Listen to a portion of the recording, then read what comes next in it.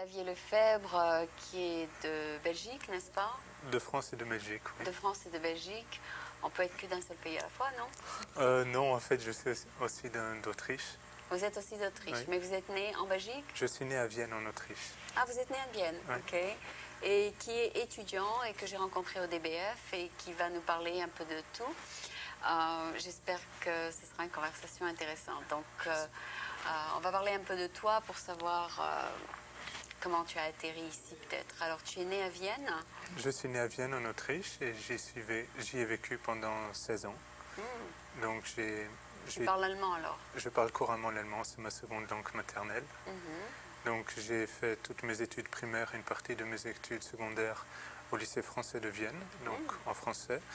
Mais j'ai été continuellement en contact avec les Autrichiens, parce que j'ai fait mon jardin d'enfants avec les Autrichiens et j'ai fait beaucoup d'autres activités avec eux. Donc, ce qui m'a permis d'apprendre couramment l'allemand, de toujours connaître cette langue. Ah, super. Ouais. Est-ce que ça te sert ici? Non. Ici, ça ne me sert pas trop, mais bon, en Europe, les langues sont très importantes et je retourne continuellement en Autriche, donc ça me permet de... Tes parents sont là-bas? Mes parents sont en Belgique maintenant. Ah, d'accord. Donc, vous avez immigré en Belgique? On est retourné en Belgique. Enfin, Ah, ma mère est retournée en Belgique parce qu'elle est française. Ah, d'accord. Et Donc, ton père était autrichien? Mon père est français. Ah, vous êtes là alors, donc tu es de racines françaises plutôt. Je suis français et belge, donc je suis belge par ma mère qui est belge et je suis français par mon père qui est français. Et donc, qu'est-ce que fait l'Autriche là-dessus? Mes parents se sont connus en Autriche où ils travaillaient pour les Nations Unies. Ah, d'accord. Et à cause du boulot de mon père, donc, qui a continué à travailler aux Nations Unies, on est resté là-bas. Et après, vous avez déménagé en Et après, Belgique? à cause de sa retraite, on est retourné en Belgique. Et maintenant, vous êtes en Belgique? Maintenant, donc, jusqu'à l'année dernière, j'habitais en Belgique, Ouais. où j'ai commencé à faire des études donc, à l'ULB, c'est l'Université libre de Bruxelles, en informatique. Et bon, j'ai décidé de faire ces études parce que l'informatique me passionne. Oui, justement, je suis allée à une conférence sur l'euro. Vous savez, la monnaie européenne qui va bientôt sortir. Qui sort en Europe à partir du 1er janvier 1999. Exactement, et ça prendra jusqu'à l'an 2001 pour que les coins soient introduits. Oui, D'abord, ce sera juste les billets. Non, en fait, ce qui se passe, c'est que le 1er janvier 1999, c'est la naissance officielle de l'euro. Oui. Donc l'euro va exister va exister officiellement. Et c'est seulement à partir de du 1er janvier 2001 qu'on aura l'argent matériel en main et qu'on pourra acheter tous les produits avec l'euro. C'est-à-dire la monnaie ne sera pas en circulation en 99? Non. Qu'est-ce que ça sera? Ça sera officiellement et ça sera dans toutes les transactions bancaires et tout ça, je crois. Ah, d'accord, il y aura tous les deux prix. Il y aura le prix euro et le prix français pour que les gens s'habituent. Voilà. Et après, finalement, la monnaie va finalement sortir. Voilà. Et donc, au fur et à mesure, les gens vont rendre leur ancienne monnaie. Oui, ça va prendre, je ne sais pas combien de temps ça va prendre, mais ça sera sur un laps de temps bien déterminé. Au fur et à mesure, les gens vont se débarrasser de leur ancienne monnaie. Et il y a des gens qui ont même parlé de l'euro-dollar. C'est-à-dire, ils ont dit, si on va mettre une devise en Europe et il y a le dollar aux États-Unis, pourquoi ne pas le combiner et faire l'euro-dollar? Oui, mais bon, je ne sais pas si les Européens aimeraient bien utiliser la même monnaie qu'ici aux États-Unis.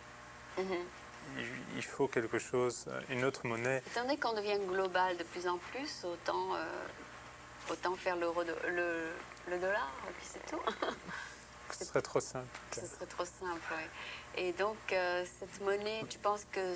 Enfin, ce que j'ai compris, c'est que ça va peut-être donner quelque chose en commun aux Européens. Oui. Ça va un peu les unir, peut-être? On ne sait pas. Oui, mais c'est surtout bien, par exemple, pour des gens comme moi, qui suis français, belge, et je vais très souvent en Autriche. Donc, je vais souvent dans beaucoup de pays différents. Et il faut, la vie. Voilà, parce que pour le moment, à chaque fois, on doit acheter des devises étrangères. Ouais. Et bon, déjà, on perd tout le temps au change. Ouais. Et puis, on se retrouve après, quand on revient des voyages, avec avec, De la monnaie en avec plus. la monnaie de 3 pays différents. Donc maintenant, ce serait excellent parce qu'on va pouvoir aller dans tous les pays Avec la même monnaie. avec une seule monnaie. Super. Et après, quand tu viens aux États-Unis, il y aura tu devras changer quand même au dollar. Voilà. D'accord. Et est-ce que tu as regardé la monnaie ou pas encore? Je l'ai déjà vu, c'est justement Et d'un côté sera le pays et de l'autre côté ce sera l'Europe. ça sera l'Europe. Mais c'est justement un Autrichien qui a gagné le concours pour avoir la face Européenne? commune à tous les pays. Oui. Ah, super! Oui. Et qu'est-ce qu'il y a sur cette face? Je l'ai vu très rapidement, donc Ah, je ne m'en d'accord. rappelle plus très bien. Non, parce que nous aussi, il nous l'a montré de loin, j'ai pas bien vu. Alors, Non, ils sont magnifiques. ah oui, oui. Et ce sera pareil que les coins seront en 10, 20. Et Oui, je il y aura, crois. Bon, je ne me rappelle plus très et bien. ce sera décimal plutôt qu'ici, vous savez, il y a le 25. Oui. Ici, 25 cents. Les Européens, ils ont gardé le système Ah oui, le rond. rond. Ouais. C'est Il n'y a peut-être pas mieux. de 5 à la fin. Enfin, ils ont gardé le système européen, en Ouais. fait. Et il paraît justement qu'il y a quelqu'un qui a posé des questions pour la transformation de la monnaie européenne vers la monnaie plutôt de chaque pays vers la monnaie européenne. Il y aura une très grande demande pour des gens comme toi, des software engineers. Ouais. Et donc, tu seras très, très en demande Tant mieux. et je ne sais pas si c'est ça que tu veux faire dans ton travail, mais en fait, du point de vue du travail, il y aura du travail à faire. Il y a déjà en ce moment en Europe, il y a une énorme demande d'informaticiens dans tous les secteurs. Ah, Donc une fois qu'on est diplômé, gradué ou vous avez diplômé, déjà un boulot. on peut avoir un travail avant d'avoir Avant terminé. même d'avoir terminé? Je connais plusieurs personnes, ils sont en dernière année ou en avant-dernière année. Même, ils ont déjà signé leur contrat et ils sont prêts à être engagés par des grosses multinationales et tout ça. Et toi, tu te spécialises où? Pour le moment, donc, je fais des études globales. Donc, il n'y a pas encore vraiment de spécialisation. Mais bon, j'aime bien la programmation et tout ça, ou bien plutôt superviseur de grand bureau, superviseur de parc informatique. Superviseur? Enfin, je n'ai pas encore... C'est pas le mot. C'est plutôt...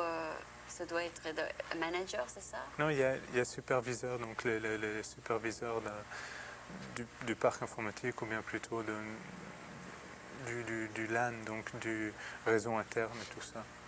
Donc bon, j'y ai pas encore très bien réfléchi. Tu veux dire dans un système, à l'intérieur d'une compagnie? À l'intérieur d'une compagnie, oui. Ah, d'accord. Donc, il doit y avoir un mot pour ça. Superviseur ou informaticien. Ou... Informaticien, ok. Donc, ton travail serait de coordonner tous les programmes ou je sais pas quoi? De s'occuper. Bon, je n'ai pas encore très bien réfléchi à ce que je voudrais faire. Et tu es en quelle année là? Là, je viens de commencer. Je suis en première. Ah, première année. Ouais. Après, tu veux dire première année après quoi? Après le bac? Après le bac, oui. Ah, mais tu es encore un bébé alors? Oui, oui. Je viens de commencer. Donc, pour l'instant, tu apprends tout simplement l'anglais, c'est ça? Pour le moment, bon, j'ai commencé l'année dernière. J'ai terminé 1 an. Donc, j'ai appris vraiment les bases, programmer et tout ça. Bon. Et donc, tu sais quand même une langue ou deux? Qu'est-ce que tu as appris? C'est C++? J'ai appris le C++, j'ai appris de l'assembleur. Et puis après, j'ai appris de l'algorithmique générale, donc comment résoudre les problèmes, les méthodes générales de résolution de problèmes. Ah, ok. Et est-ce que c'est une branche que tu penses que tu vas rester jusqu'au bout avec, ou bien tu vas peut-être changer? Non, parce que la première année, c'est difficile. C'est très difficile. Il n'y a que, donc à l'ULB, il n'y a que 20% de réussite en première candie. Ah. Donc moi, je suis malheureusement dans les 80 autres pourcents. Mais c'est très difficile, mais c'est très intéressant. Tu as fait la première année ici? Non, à Bruxelles. À Bruxelles, il n'y a que 20% qui passent la première année?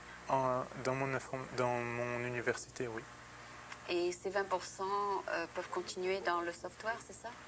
Ces 20% continuent en deuxième année. Pour faire du software? Non, c'est des études d'informatique globale. Ah, c'est si difficile que ça? Oui. Et toi, tu n'as pas passé? Non. Et alors, que tu vas faire? Je vais recommencer. Tu vas recommencer à zéro? Oui. Ah, d'accord, d'accord. Et ici, c'est plus facile parce que ici, tu peux commencer un cours après l'autre sans devoir faire toute l'année, c'est ça? Oui, c'est ça. Je ne connais pas très bien le système Le américain. système, c'est que tu réussis un cours, tu réussis l'autre, et s'il y a un que tu n'as pas réussi, tu le reprends, mais tu n'as pas besoin de refaire toute l'année. Ah, d'accord.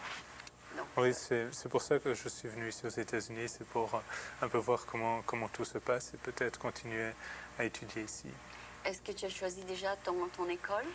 Ici aux États-Unis, non, parce que bon, j'ai essayé de m'inscrire pour le premier semestre, mais il était trop tard, donc je dois regarder maintenant si c'est possible pour le second semestre. Ah, d'accord. Mais bon, en fait, je suis venu ici aux États-Unis rien que pour l'été. Donc j'ai commencé par New York, où j'ai passé une semaine, puis je suis venu ici à San Francisco. Et j'ai tellement adoré cette ville que j'ai décidé d'y rester plus longtemps. Et est-ce qu'il y a quelque chose pour toi ici? J'ai décidé plutôt de m'orienter vers faire un stage. Et après, de choisir l'école. Et après, oui, après étudier, si c'est Le possible. stage, il est avec le Trade Commissioner de Belgique? Non, le stage, je l'ai trouvé grâce à Eric Delam, À donc Eric de la Delam, oui. Belgian Trade Commission. Ah, super. Mais Il est avec qui? ce stage, c'est avec une compagnie presque française qui s'appelle Le Village et c'est du e-commerce, donc c'est du commerce online, donc par internet. Et tu vas les aider Je vais les aider à faire des pages internet, donc c'est plutôt du web design ou web programming. Mais c'est très intéressant parce que cette compagnie vend justement des produits français par internet. Ah, et si je veux que tu fasses une page pour French American TV, tu peux? Pas de problème. D'accord. Oh, pas de problème. Alors tu peux mettre par exemple une photo figée du vidéo dans le hein? Oui, avec internet, il y a moyen de tout faire. D'accord. Et tu as appris ça à l'école? J'ai appris ça par moi-même. Ah, d'accord. J'ai commencé à m'intéresser aux ordinateurs vers l'âge de 7 ans à peu près. Donc j'étais en 7e primaire système français et on avait des cours d'informatique et ça a commencé vraiment à me passionner. Et j'ai acheté mon premier ordinateur à l'âge de 10 ans avec mon argent de poche. C'était un Amiga 500, bon maintenant ça ne vaut plus rien. Et puis j'ai continué graduellement et j'ai tout appris par moi-même. Ah, super. Donc, super. Qu'est-ce que c'est-à-dire tu as appris HTML par toi-même? HTML par moi-même, voilà. Je me suis mis au JavaScript et maintenant je suis en train de me mettre au Java. D'accord. Je t'appellerai, tu nous feras une petite page? D'accord. D'accord. Pas de problème. D'accord. Et à part ça, donc tu penses finir tes études aux États-Unis, c'est ça? Si possible, on peut peut-être quand même retourner en Belgique. Il faut voir si c'est possible vraiment d'étudier ici. Parce que déjà, il faut un visa étudiant, c'est ça? J'ai un visa étudiant, mais c'est les coûts qui sont beaucoup plus importants ici. Je me suis renseigné, on m'a dit qu'une année vaut 13 000 $ pour les étrangers. Il faut un scholarship, c'est ça? Oui, mais les étrangers ne peuvent pas recevoir de bourse. Donc ta bourse, elle doit venir de tes parents? Voilà, de mes parents. Ou peut-être il y a moyen de m'arranger avec... La compagnie qui t'engage? Voilà. Ils te payent les études et tu travailles pour par eux? exemple, où il y a une société... Il y a moyen d'avoir des bourses en Belgique pour venir étudier ici. Et il va t'aider, Eric? Oui, et je connais d'autres personnes qui vont essayer de t'aider? Oui. Super. Il continue à aller au DBF parce que tu te feras beaucoup de contacts. Et peut-être que cette fois-ci... C'est une fois par mois, c'est ça? Oui, mais cette fois-ci, c'était pas tellement de monde d'informatique parce que le guest, il était cuisinier. Mais s'il y a un guest, par exemple, le mois prochain, qui sera dans l'informatique, en général, c'est dans l'informatique. Alors, il y a beaucoup plus de monde et tu feras beaucoup plus de contacts. Donc, ne prends pas ta première impression. Ne pense pas que c'est toujours comme ça. D'habitude, il y a beaucoup plus de monde. Au moins 2 fois plus. Donc, je pense que peut-être tu pourrais nous dire quelques mots sur l'Autriche et quelques mots sur la Belgique, étant donné que tu es là. Donc déjà, c'est un peu normal, j'adore l'Autriche, parce que j'y ai passé vraiment les premières années, ou les premières 16 années de ma vie. Donc, c'est quoi? C'était un pays qui est comment? Déjà, à peu près plus de 70% de la surface du pays sont couverts par les montagnes. Donc ça donne déjà de très grandes possibilités de ski en hiver. Il y a énormément de neige, il fait très froid. ou bien de faire des randonnées en été. Donc moi j'ai toujours vécu à Vienne. Vienne est une ville magnifique. C'est une très vieille ville, donc pas comme les villes ici aux États-Unis. Elle a énormément de culture, un très grand patrimoine, avec des monuments magnifiques. Vienne est un des berceaux de l'art nouveau en Europe. Donc il y a énormément il y a énormément de bâtiments qui sont en art nouveau, il y a énormément de peintres art nouveau qui sont autrichiens. Cette ville Elle est belle. est magnifique. Ouais.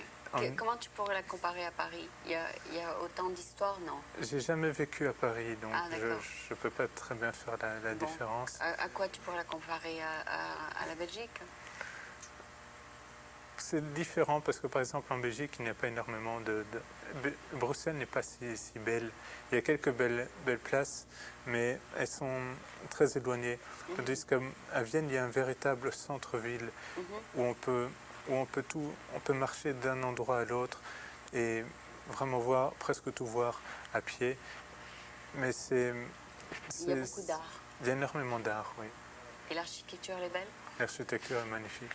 Et c'est très différent de le voir par exemple en hiver ou en été, parce qu'en été il peut y faire assez chaud, en hiver il peut faire très froid et avoir près d'un demi-mètre de neige dans le centre-ville. Ah, oh là là. Et déjà, peut-être une des meilleures périodes pour aller voir Vienne est à Noël, parce qu'ils ont une énorme tradition. Et c'est joli Noël. C'est magnifique, il y a toutes ces décorations. Ouais. Et puis surtout au Nouvel An, c'est quelque chose qu'il faut absolument faire, c'est indescriptible. C'est beau. Oui, okay. C'est magnifique. Ok, ouais, mais je suis sûre qu'ils ont été un petit peu marqués par la guerre, un peu, c'est ça? Oui, c'est ça. Il y a quand même une austérité, non? Oui, mais aussi Vienne était la capitale donc, de l'Empire austro-hongrois. Donc c'était une ville très très très importante parce que c'était la capitale d'un énorme empire. Bon, maintenant c'est terminé, mais à mon avis on peut toujours ressentir. Et tu habitais à Vienne? J'habitais à Vienne, oui. Donc tu as un sens du business, enfin, tu as été éduqué dans une ville. Oui. En centre-ville. Voilà. Ouais, moi j'ai été éduquée par exemple sur la plage, c'est un feeling différent. Oui, tout à fait. C'est tout à fait. Je suis sûre que ça a une influence sur notre vie, où on est éduqué, etc. Est-ce que tu es content d'avoir été éduqué en pleine ville? Oui. Mais tu apprécies la plage un peu plus peut-être? Oui aussi, mais le problème peut-être maintenant, c'est que je dois toujours habiter dans une grande ville. Parce que j'aime bien, mais je dois toujours bouger, je dois sortir, donc je n'arriverai pas à habiter maintenant dans un petit village en pleine campagne. Oui, tu te sens perdu. Voilà. Oui, d'accord, parce que tu veux toujours tout à côté, et tu veux beaucoup de mouvement autour de toi. Je dois toujours bouger, je ne peux pas rester une demi-heure ou une journée sans rien faire.